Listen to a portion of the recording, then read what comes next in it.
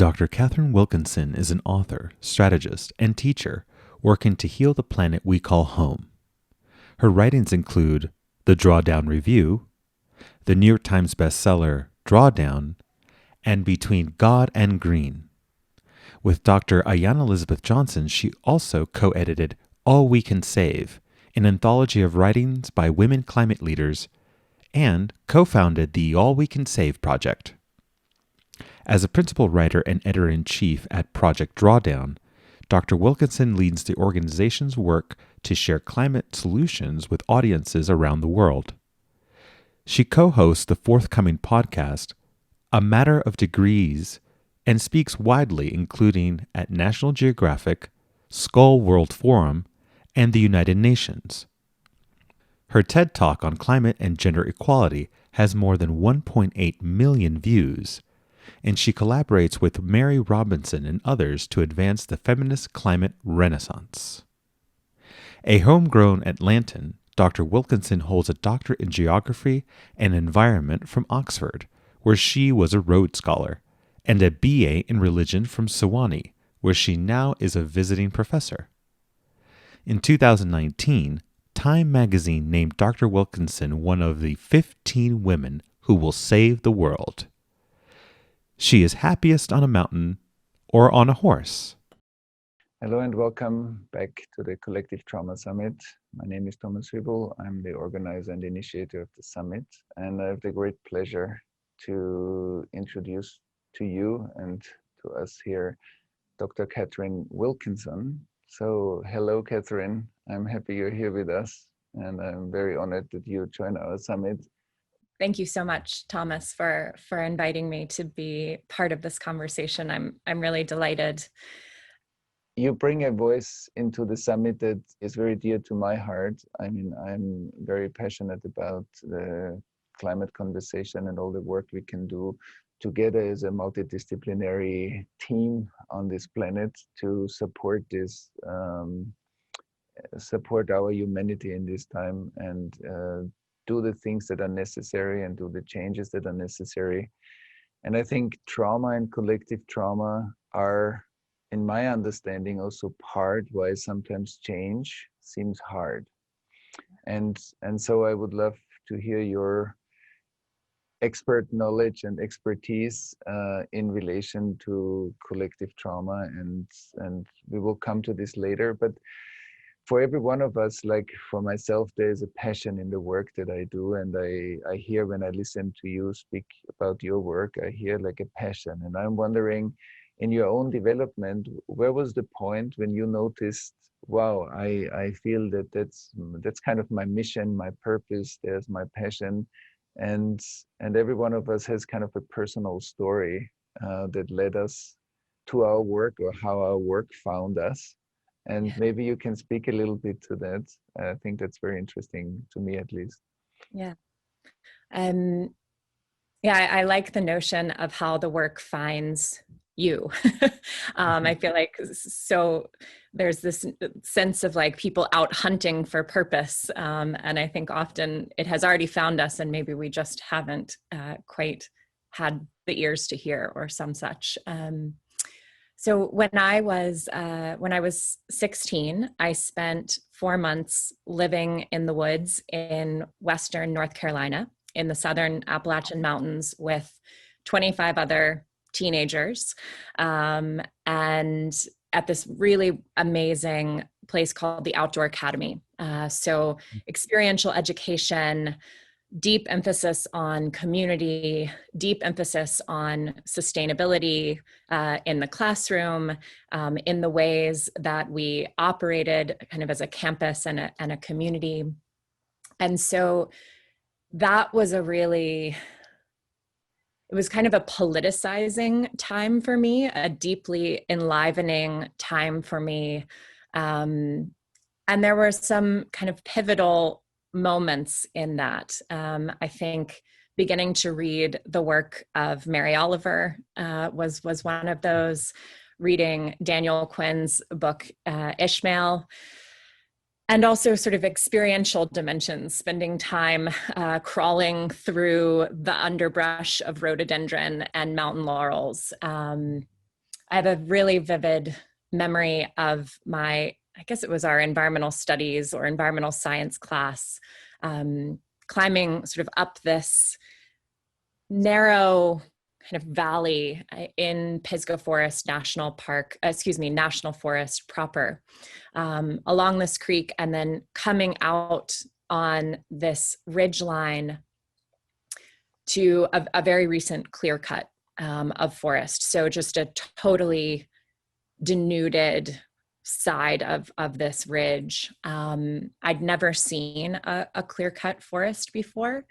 And just this like absolute moment of heartbreak, and kind of feeling the violence that had been done to that place, to that ecosystem, and, you know, sort of encountering this ecological wound that we had caused because we couldn't take the time to do it a better way, right? And just the extreme bifurcation of this incredible intact old growth forest, and then just eradication.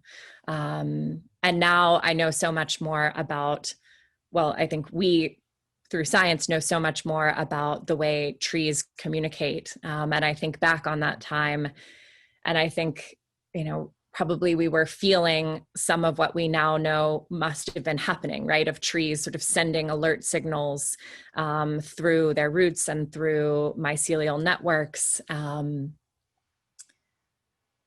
about what was happening, sort of this kinship. So I left that time deeply committed. I actually was going through my journal from that spring, I don't know, sometime last year, and there was a short poem, it might have been a haiku that I had written, that was want to help the world, be connected to the earth, change the way I live. And I think that really was, that was kind of the grounding point for the work that I've done, that's taken lots of different shapes, and some not very fruitful turns from time to time in the last 2 decades. But I often sort of go back to the clarity of that 16-year-old me, to think about where I am and what I'm doing, and whether it matters. Right. Oh, that's beautiful. And I also got the sense when you spoke about it that there was a real felt experience of when you saw that scene, and you felt somehow a pain, it seems. And I would love to hear maybe a few words about that feeling, because later in our conversation, because like trauma creates usually more numbness and indifference and kind of a detachment from, but an unhealthy detachment from things, but like connection and felt experience creates a kind of a care. And I hear that the pain also induced kind of a care in you. And I would love to see if that's true for you. And then if so, maybe you can speak a little bit about it, because I think it's an important factor in what motivated you. Yeah, I think, I mean, I certainly remember it as a moment of real grief, but also of real tenderness, and kind of an opening, a softening, and I think sort of then a sense of responsibility, right? So not just, you know, oh, this is painful and would that it were different, but a sense that, okay, you know, we humanity, particularly, you know, humanity in extractive capitalist systems, we've got to make a way forward, which maybe also is a way backward, into better ways of being. Yeah. Right. That's beautiful. Yeah, because I feel that what I hear from you at least seems to me like a healthy response of a human being, within the natural environment. So there's kind of a feedback that you had a felt experience and it induced something in you that leads to certain actions and outcomes. And I think that that's something that we are looking for when we are looking for engagement in the change process of climate change that humanity needs to go through. I think that's a very good example of how the healthy feedback loop works. Yeah. Through a felt experience and an induced care, like a mother that feels her baby will have an intuitive felt sense of what the baby needs. If not, then I need to have morals. And I heard you speak about this, like in a way, kind of the pathologizing way to try to induce that change, like that says we are destroying the planet, humanity is bad, like, and maybe you can speak a little bit because there is also, of course, an urgency and a care that I do understand, but I think it also triggers sometimes the parts in us that are anyway already frozen. And it creates even a stronger kind of resistance to change. And I would love to hear a bit about this, how this lands with you, how you think about that. Yeah, it's an interesting thing because I on the one hand, I understand the instinct that wants to go like, ah, like wake up. And also, I think about like, nobody has ever sort of facted me into an awakening, right? Or, Right. shaken me into a realization. Can you imagine if you were sitting in therapy, right? And it was like, you're such a problem, right? Right. Like, Right. that's not like a great calling into thoughtfulness and transformation. But I think, that is often kind of the positioning of environmental discourse or climate discourse, that human beings are terrible, horrible, no good, very bad, greedy, lazy, incompetent, intransigent. Right. And it's like, well, what, God, I mean, that's not a party that I want to go to, So yes, let's be awake to the ways in which we are creating harm, particularly dominant culture and dominant structures are creating harm, but also what feels generative, I think, is the space where we remember that we're also caring and compassionate and creative and collaborative, and sometimes we manage to show up in ways that are brilliant and gutsy. And I think that the pull of that is the space that just is more generative for any social movement. And I think part of what's been hard in the climate movement, because of the ferocity of the climate denial, misinformation campaigns, I think it sparked kind of an intensity of coming back with like the facts and the rigor and the science, and we'll sort of debate through this, not recognizing that actually that the denial, the misinformation, is not coming from a place of science or facts, right? They're wielding science and facts in really unethical ways, but they're not sort of going to be won over, right, by the things. And so we've had this kind of dueling thing that went on, still does, for decades around climate, when actually where I think we have so much possibility is in all the folks who are sitting on the sidelines, who haven't been welcomed in or called in, maybe at all, or maybe not in a way that they could hear. And so I think a lot about that, about how to shape and reshape the climate conversation in a way that is welcoming, and is a calling in rather than a pointing fingers and a shaming and a calling out. I will circle back to that in a minute. And before that, maybe as a scientist, I know you have a lot of data about the current state of the world. So why, let's talk a little bit about the urgency, because I think there is an urgency, and I think everybody who voluntarily gets informed understands that. And so when we talk a little bit first about the urgency, but then maybe also about ways how to communicate that urgency, maybe in a different way. And so what's the urgency? What are we in from your perspective as an expert and with access to a lot of data? So what are we in that, of course, has a sense of urgency? Yeah.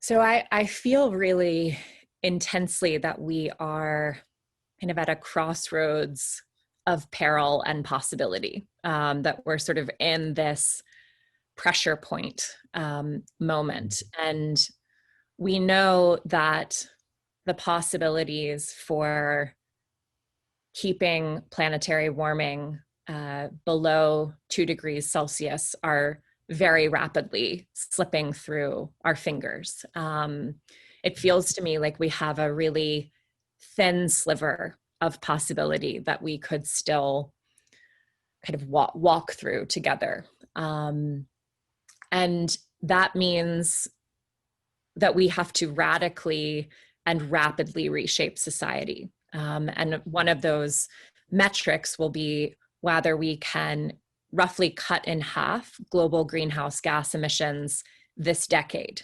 And emissions are still going up. So this is a huge undertaking, and it means, from a kind of from a very tactical perspective, it means totally revamping our global energy system. It means rapidly bringing to scale solar and wind and other low carbon forms of electricity generation. It means migrating our buildings and our transportation system, which are currently primarily fossil fueled, onto then a clean electricity system. It's sort of an unimaginable amount of labor that has got to happen this decade, which of course, in some ways is its own good news about sort of meaningful and purposeful work that we could be doing collectively. We have to shift our food system as well, and then have sort of massive protection and restoration efforts for our ecosystems globally. So it's a lot that needs to change kind of on the surface of the planet, and in our cities and homes and communities and businesses and all the rest. And it's, to me, the urgency is that we've never undertaken anything of that scale ever. And so just the sheer amount of work that has to be done, we've got to get rolling. And I think, the other urgency is that we have a real intergenerational injustice that is playing out in this moment, and that young people, particularly young climate activists, are very rightly calling current leadership to task for. But it's also been, the work of Adrienne Marie Brown has been really helpful for me to remember that, yes, we are facing an incredible moment of urgency, and also urgency thinking is part of what got us into this mess. So how to kind of do that dance between holding the urgency and not letting that same kind of thinking sort of undercut our best efforts. It's an interesting paradox and challenge, I think, for us. Yeah, that's amazing what you're saying now. I want to highlight this, like that there is an urgency that comes out of a necessity to change, and there's an urgency that is a trauma symptom. And I think, like, because when we are traumatized, we are operating on a higher stress level individually and collectively. And so we are kind of always using more energy than actually is needed because we are burning more fuel in our own bodies, in our own nervous systems. And it's very interesting that you said that we don't mix urgency and stress. That is not urgency, but is actually fear or undigested past that is overshadowing what needs to be done and makes it actually harder. Yeah. And I think if we can discern those two, what the real urgency is and what is actually the systemic stress that looks like urgency, but it's not urgency. It's actually a tremendous amount of energy that's being burned in our inner experience because of trauma. And I think that's very interesting that you brought this, because I think about this also a lot, what is urgency and what is actually stress and activation that are trauma symptoms in our society. Yeah. Science has very clearly given us this task of rapid and radical transformation this decade. And what I think sometimes gets left out of the climate conversation is that the climate crisis is a leadership crisis. So if we need to be undertaking societal transformation, then we also need to be leading from a more transformative, transformational place and space. And we can come back to this, but that's very much kind of at the root of the work that Ayana Elizabeth Johnson and I have been doing around supporting feminine and feminist climate leadership, which I think we need boatloads more of. Yeah, maybe you can speak a little bit more about this work and about what that means. Yeah. So it's very clear that status quo leadership is not kind of getting the job done on climate. And I think we see so many of the toxic dynamics in leadership in other spaces and other sectors playing out in the climate movement, right? So for a long time, there's been, the sort of public voices around climate have been very white, very male. It has often been very science, engineering, policy centric, the discourse.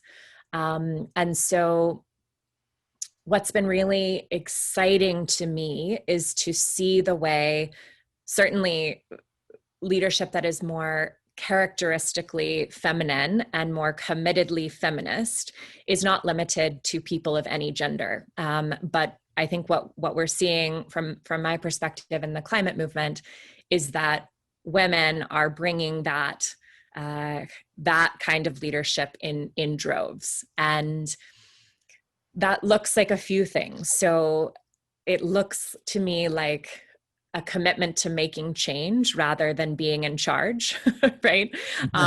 So kind of dealing with the ego and the hierarchy and control, so that we come in a sort of posture and a rhythm that allows for linking arms and genuinely collaborating, following, right, where wise leadership emerges, passing the mic, shine theory, all of that.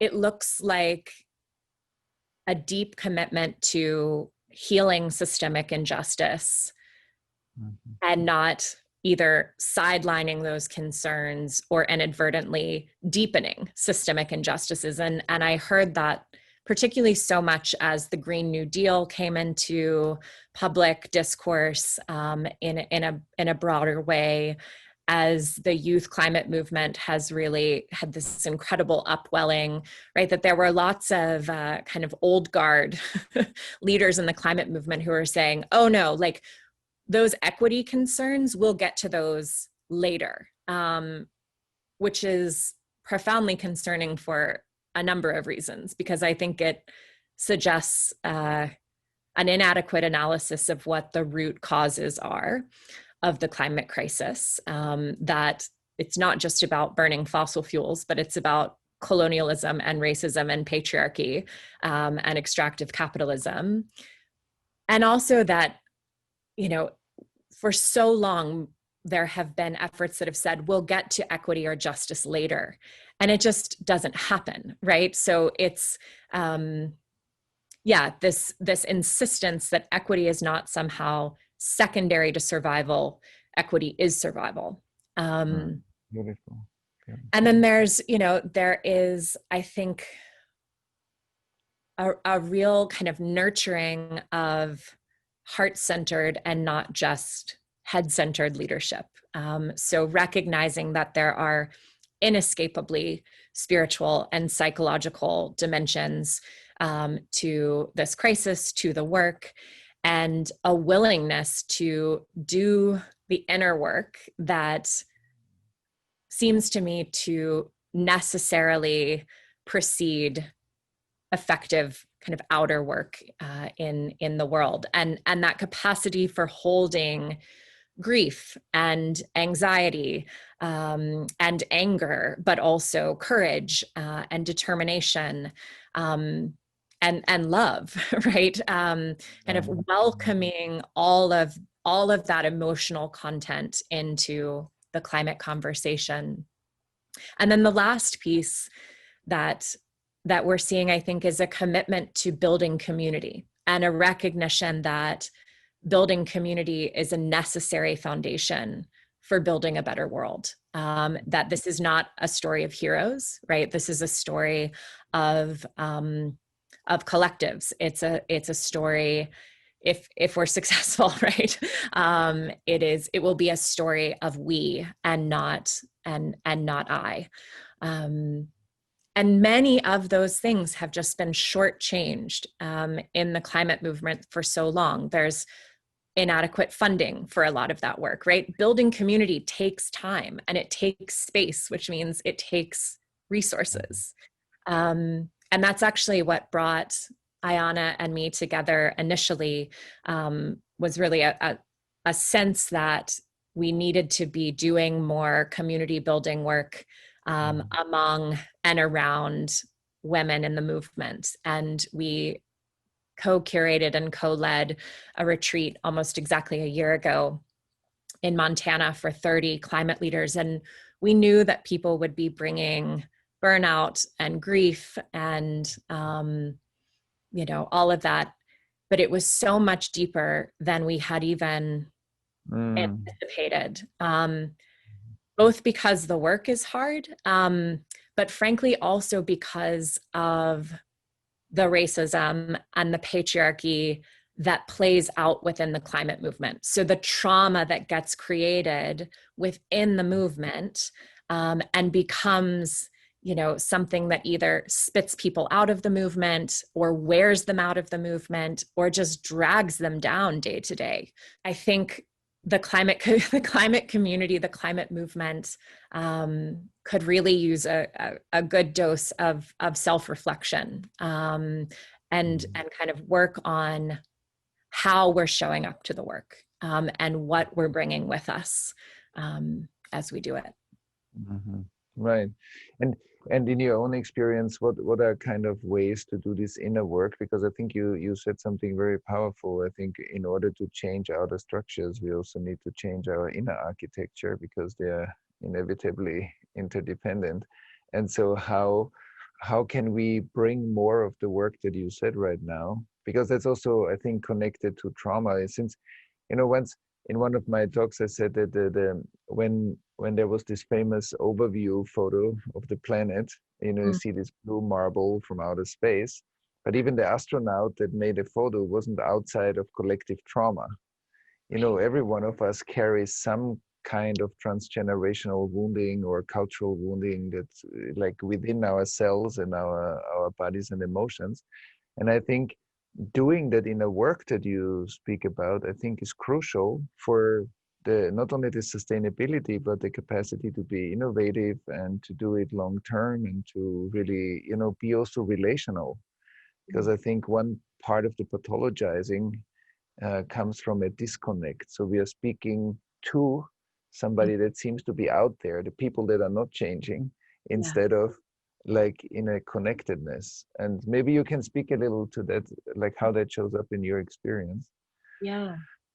I'll speak from what's been really powerful for me personally, which is kind of more experiential group work. So for, I guess it's been 6 or 7 years now, I've been part of a monthly circle. I live in Atlanta, and a space for, kind of this, the rhythm in the circle is sort of going inward deeply and then coming outward and connecting, going inward deeply, coming outward and connecting. And it's not, there's not a focus explicitly on climate or ecological breakdown or anything else.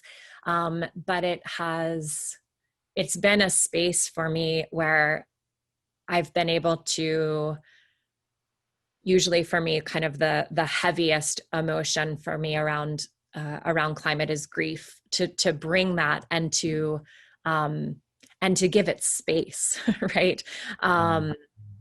To really move through it in a fullness, right, of the sadness, and then just after that surrendering to then be able to kind of rise back into the work. And so I think that rhythm of kind of surrendering and rising,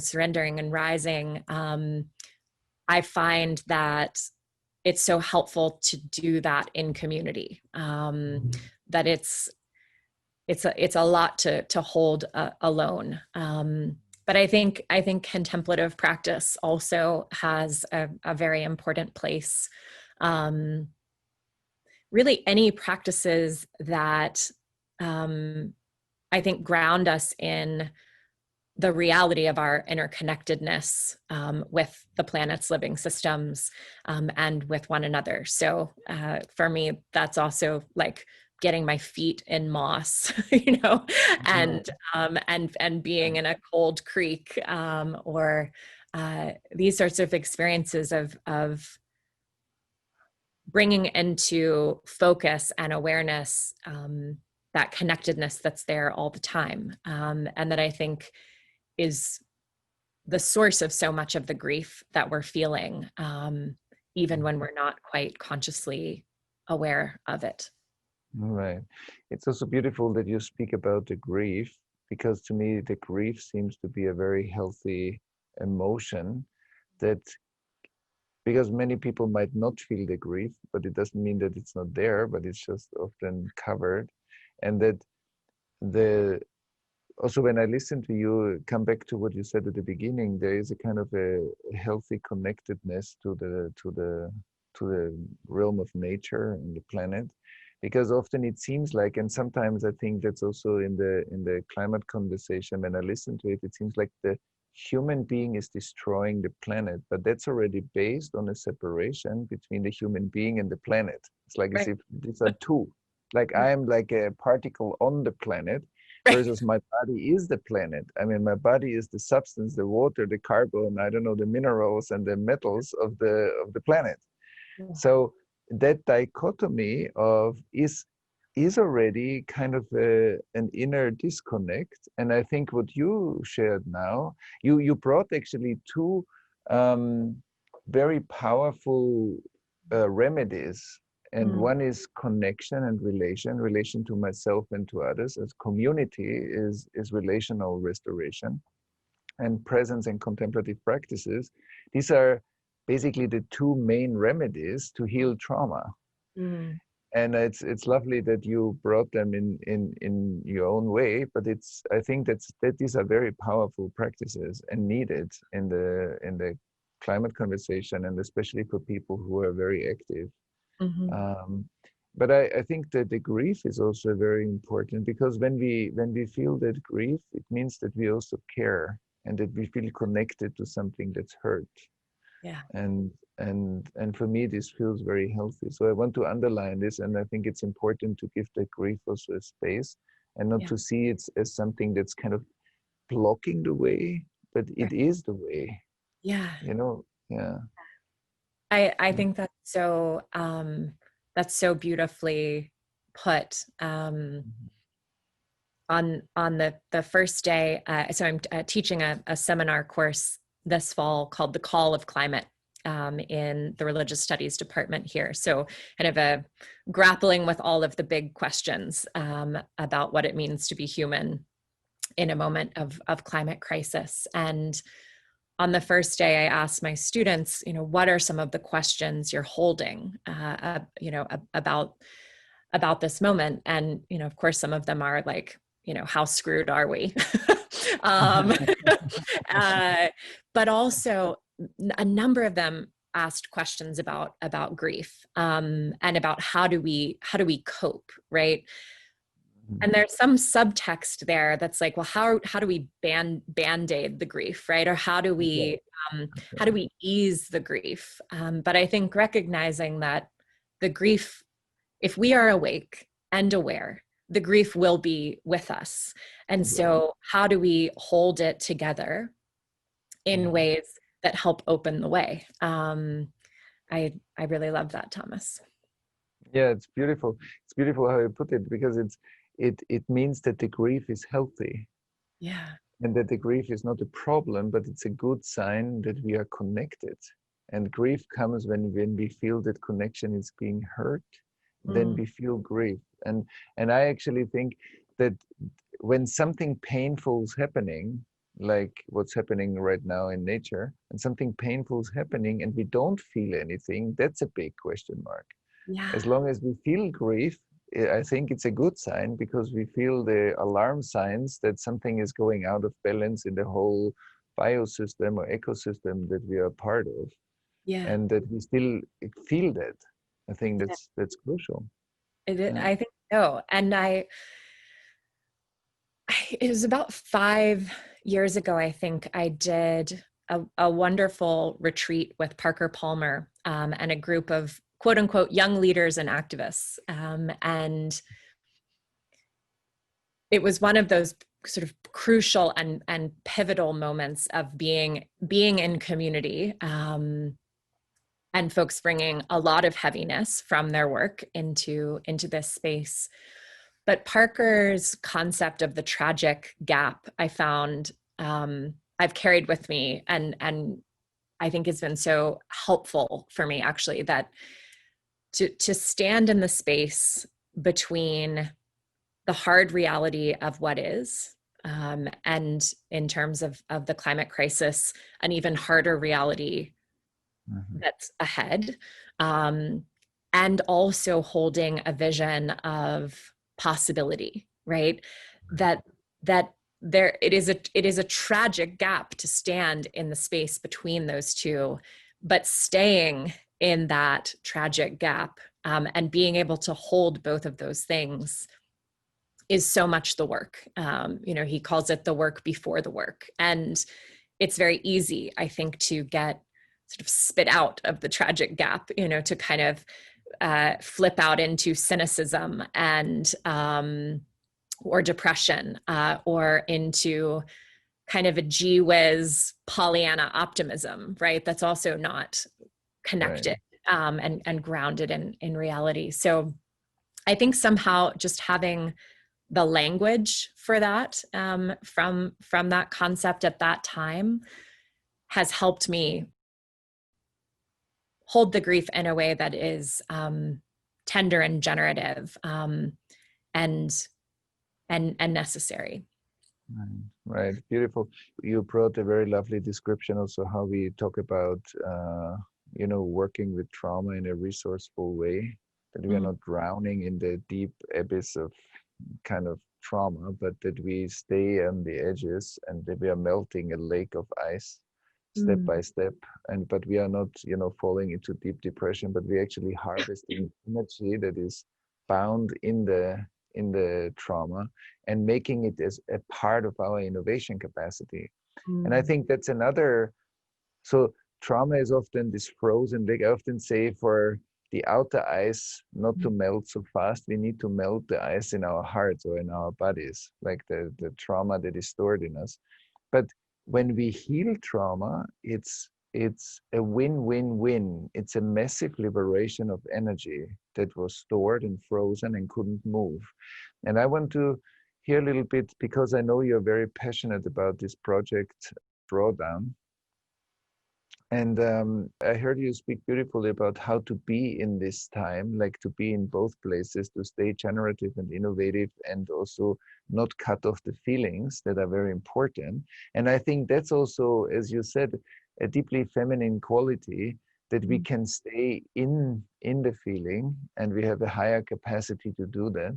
I think that's really important. But now when we look at the innovative side, on the innovative side, in the project that you are deeply engaged in, because it's not just about cutting emissions, it's about all the technologies, all the projects that we have to reduce the emissions that have been, out there already. So maybe you can speak a little bit to what's actually the innovation, because sometimes we hear the news and it sounds very bad, but there are also amazing things happening. And I think the synchronization of those innovative capacities that's a very powerful thing to hear too. So maybe you can speak a little bit what is already there, what's really working. Sure. So for folks who may not be so familiar with Project Drawdown, we are essentially a resource for climate solutions. So really trying to understand what are the tools that are already in the toolbox, right? What are the practices and the technologies that they're in hand, they are in use, at least in some places, and they have enormous possibility if we were to kind of adequately invest in them in terms of monetary investment, investment of time, investment of attention, etc. And what I really like about the project is that it essentially gives us the data points for a bigger story of possibility, right? So it can feel so overwhelming, the incessant discourse about the problem.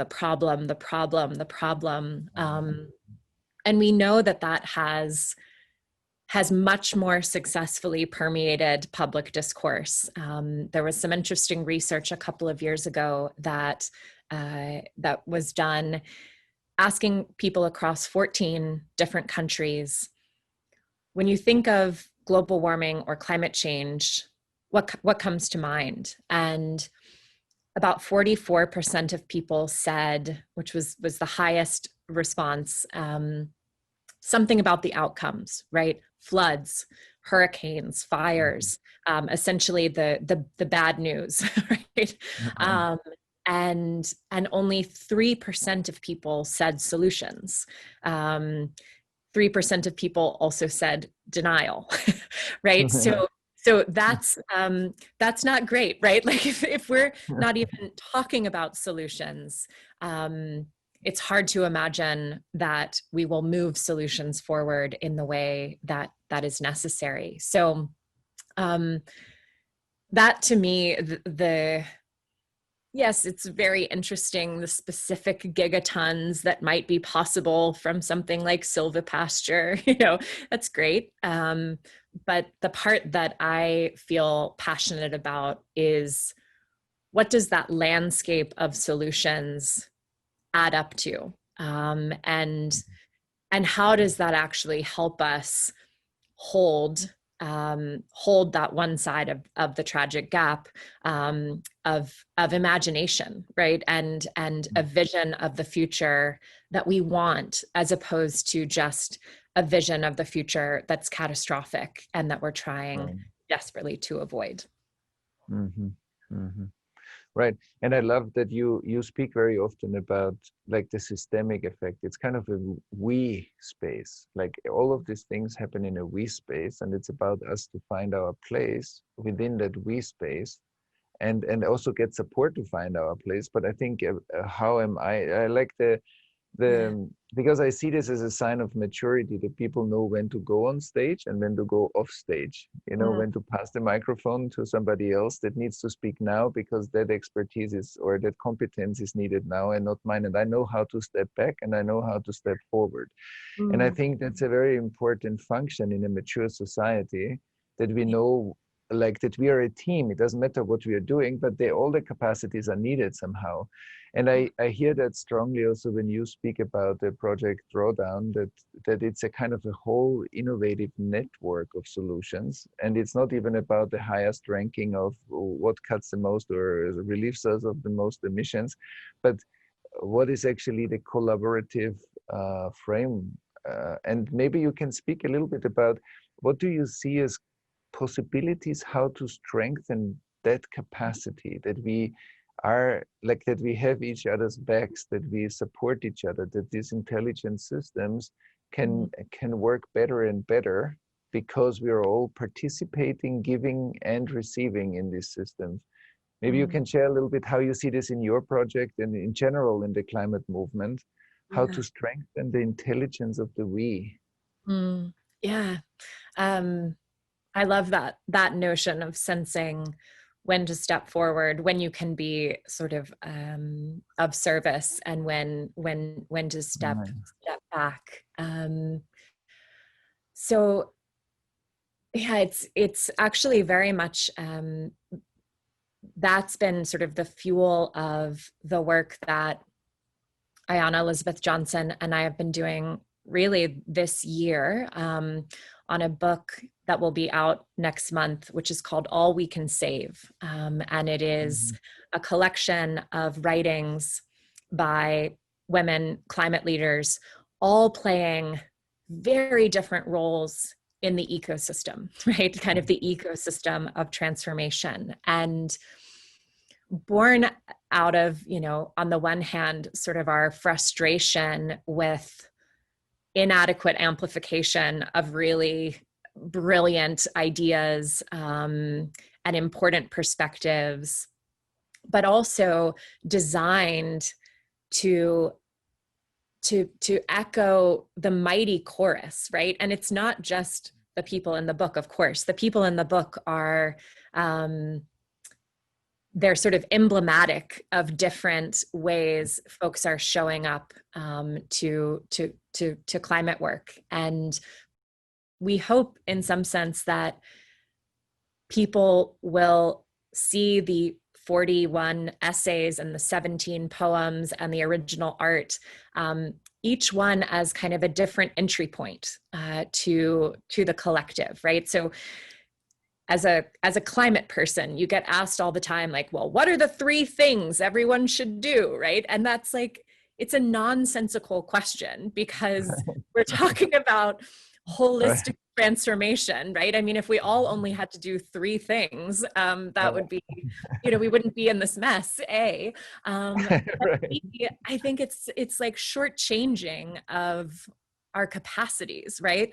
I don't want everyone to show up with their most effective recycling. I want them to show up with their superpowers, right? Right. And so that, I think, is where I get excited about the we, right? That when we invite people to consider, what are your deepest talents, and skills? What are the doings that make you feel most alive, and how might you bring those things to the climate space? And so in the interest of trying to create space for more of that conversation, when the book comes out in late September, we will also kick off what we're calling All We Can Save circles. So inviting people to gather a group, maybe it's 6 or 10 colleagues or friends or neighbors, collaborators, whatever it may be, and to slowly and thoughtfully over 10 weeks, move through the book together, creating space to ask, to ask generous questions, right? About how we might be of use in this moment, how we can better support one another in this work. And that I feel incredibly excited about, because I think there's a deep thirst for that in the climate movement space communities. To tend thoughtfully and with care to the we that we necessarily need to be. Right, beautiful. I think you said also two lovely things that I want to, I mean, you said many lovely things, but two I want to underline that I think are crucial. You said generative questions and circles to come together, and because it needs energy from me to invest to create a circle. So it needs my own initiative to want to do it and to become like active. That's already a step. Then it creates community. It creates also resilience, because in community there is a kind of a strengthening of each other. And then generative questions or generous questions also overcome the scarcity. And one of the trauma symptoms that we see in family systems, in organizations and societies, is like a sense of scarcity on many levels. There is scarcity on a pragmatic kind of physical level and financial level, but then there's emotional scarcity. And one factor that is not so often talked about is the incoherence or fragmentation of space-time. Because I think in our own experience, when in a trauma moment or a triggered moment, it looks like there's not enough space and there's not enough time. Things are too fast and I don't have enough space to breathe. And to create more space looks at the beginning like it's slow. And when we're in an urgency, we cannot be slow. But it's kind of counterintuitive. It's like in a triggered moment, either you come up with your reaction, or you take a moment and a breath and then respond to the situation. And I think that we need to find a good balance. And maybe you have some thoughts on that. Like, we are in an urgent moment, but we don't want to respond, what I call responding from the past, like creating a repetitive pattern that is informed by our trauma past. But we want actually to have enough space to be innovative and to respond from the future, which means from new ideas, innovation, and so on. And so how can we deal with urgency on the one hand, but also creating spaces for people to have 10 weeks to ask generous questions, to create spaces, and not see this as a waste of time because we need to act. And maybe you can speak a little to this kind of seeming paradox. It's one that I personally am trying to be intentional about sort of working with. So the kind of the intention that I have been holding for this year, for 2020, is slow down, nourish, and radiate. So this sense, instead of like forcing things forward, that the sort of the slowing down and the nourishing then allows for action to feel more like radiating, right? More like, I can sort of do it with my hands better than I can give it words. And that's, that is, that's how I want my work to feel day to day, right? That just actually just feels better than like, forcing and delivering and pushing. And it's like, that's not,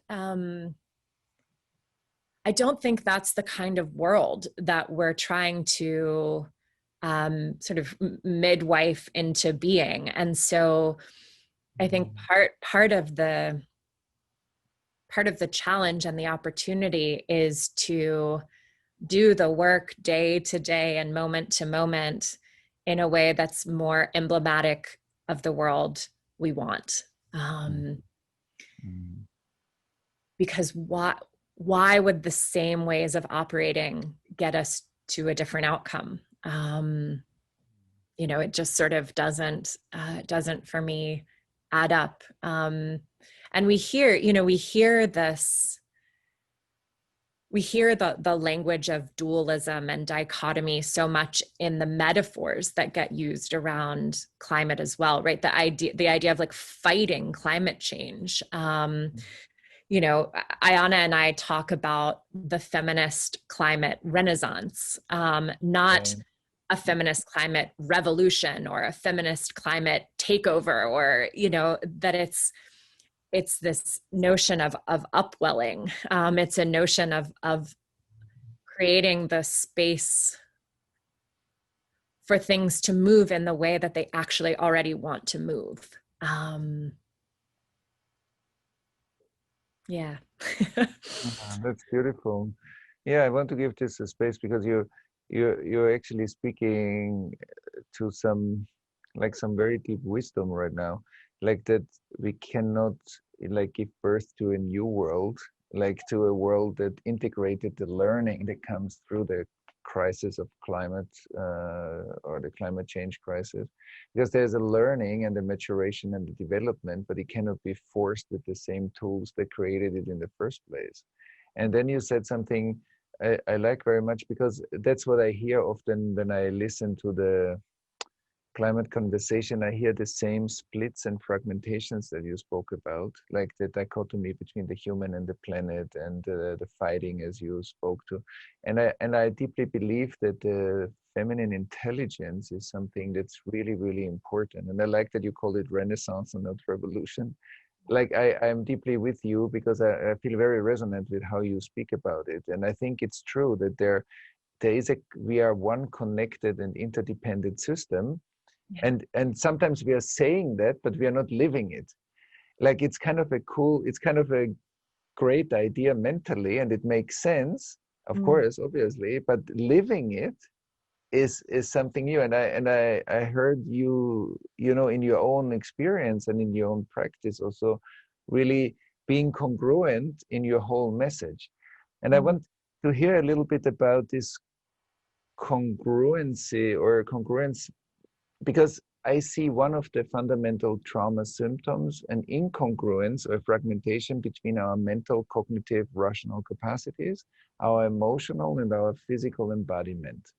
That they don't, and then the word and the expression are not the same thing. We are saying A, but we are living B. And within the gap, I think that's the tragic gap that you spoke about. And I want to maybe you to speak a bit about the coherence that, being part of a strong climate movement for many years. So maybe you can speak a little bit about the authenticity of the message, how we live actually the change that we need. Yeah. It makes me really sad sometimes that the word integrity has become this kind of cheap corporate value, right? That we sort of slap on a poster, on a, on a hallway in some office building. And when actually integrity is such a profound concept that we are, that there is a deep integration and a wholeness between what's happening in our inner landscape and then how we're speaking and acting and showing up in the world. And I think it's so important because we don't trust people who are disintegrated, right? We're looking for that constantly. Is there a wholeness between who you say that you are and who you seem to be?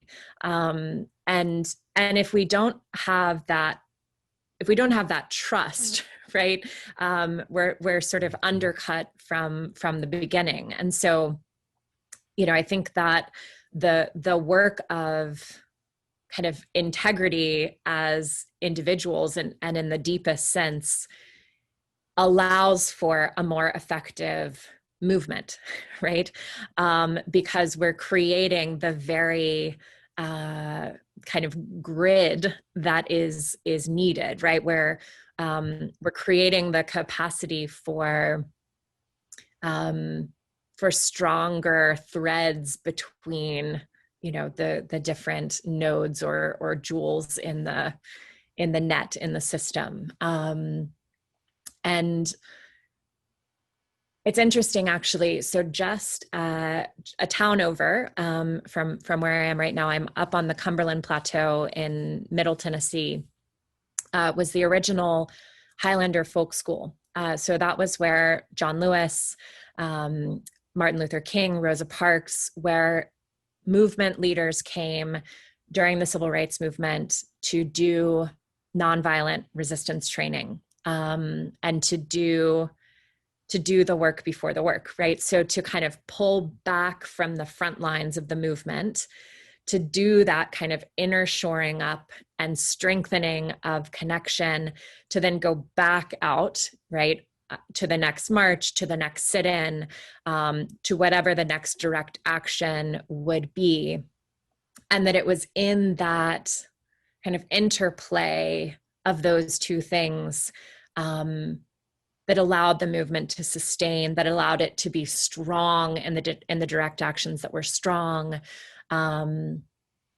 It's part of why Atlanta became kind of the informal headquarters of the civil rights movement. Atlanta had lots of problems, but compared to other Southern cities at that time, it was calmer. It was more of a place where you could pull back and think and strategize, and then move out again. And so I think about kind of, how do we, you know, we don't just retreat, right, to retreat. We retreat to do the work that then lets us move forward again. I hope the circles will be one of those spaces. You know, Ayana and I wish that a beautiful ranch in Montana was something that we could open up to, you know, thousands of people. But I do think we can each be part of creating those spaces for integration and connection. Yeah, that then make the movement strong. I love it. I love it. I think it's a great idea, and I think it's gonna have a great impact, because community building is an essential part of exploration, of awareness processes, of also innovation. So I think it's a great thing to do. I'm happy you're doing that. Yeah. And I want to speak about two things that I also hear. Is one is the climate crisis is not a standalone crisis. It's not an isolated thing that's just about nature. It's as much about inequality, racial injustice. It's as much about many other things that we didn't speak about that are included. Like they're all interdependent. And I think that that's important. And the other part that I hear you say is that the climate movement is going to be more and more successful if what we say and what we do is the same thing. Mm-hmm. And I think that's very important to hear. I think that you said it, we don't trust people that are more disintegrated or inside fragmented, because we feel even if not consciously, at least unconsciously, we pick up on the incongruency. And I think that's why I think that for serious climate activists or climate scientists to do that inner work, to bring the message in a fuller way that is congruent, I think is very powerful. I think then the pathologizing, sometimes to ventilate our stress and say, okay, everybody is just bad and terrible, will stop, because it will be much more relational. And it's still urgent. And that carries the urgency in a very different way. It's very lovely to listen to you. I feel your inspiration, and there's something about the freshness of your message and your kind of enthusiasm and depth and also rigor and scientific background that it reaches me deeply when you speak. And I love that you have the inner and outer kind of for me, in a very good relation, like your outer work and your inner work. I think they're a great example. And if there is anything that you want to say, like to round up our conversation, that you think is important that we didn't say, climate crisis, collective trauma, Yeah. our world. Yeah.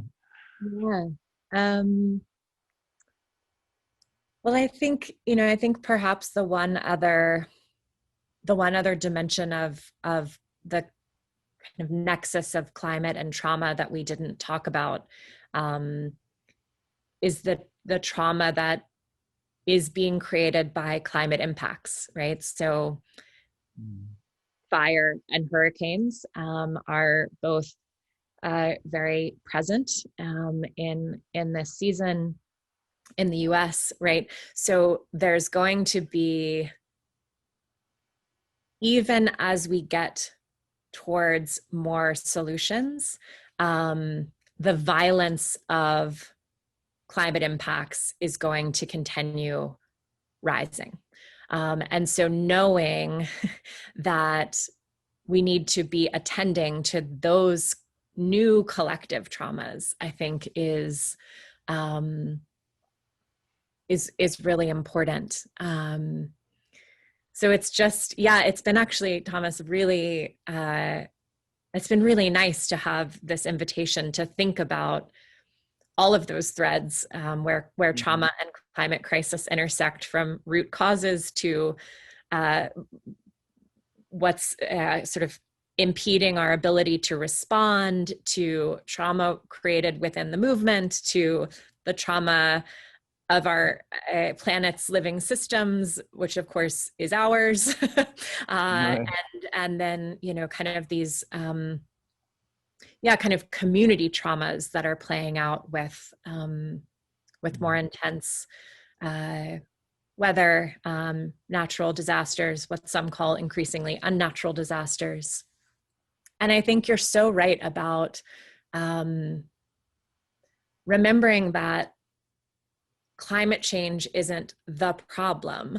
Climate change is a manifestation, maybe the most damning and global manifestation of the problem. But of course, rampant inequality and racial violence, and these are all also manifestations of the deeper problem. And I think when we can flip that, then we necessarily are attuned to more radical, in the sense of like more root cause solutions. And I also love, that healing individually is so much about moving towards wholeness. And of course, ecological healing is also about moving towards wholeness. So yeah, mostly just reflections to say thank you for giving me reason to reflect. It's really wonderful. Yeah, and thank you. The same on my side. Like it's beautiful, and I think we had a lovely arc, as you said, through many different variations where trauma and this climate conversation intersect. And I think also what you said, which I deeply believe is true, and I want to underline or highlight, is that the climate crisis is a kind of a manifestation of a root cause. And I think if we more and more get together as a kind of a multidisciplinary team to look at that or illuminate that root cause, I think then we will all also become part of the solution. Yeah, that's beautiful. Katharine, this was really lovely. Thank you so much. I really enjoyed the conversation, and it feels very enlivening. And as I said, I feel the spirit that you carry to do your work and to also inspire other people, and it's beautiful. And I wish you all the best for your work, and I'm happy you're doing it. Wow. So thank you for giving us the time and the opportunity to participate in your universe. Well, totally my pleasure, Thomas. Thank you. Thank you again for extending the invitation. I hope we'll have a chance to be in conversation again. Additionally, people can learn more about Katharine and her work at www.kkwilkinson.com.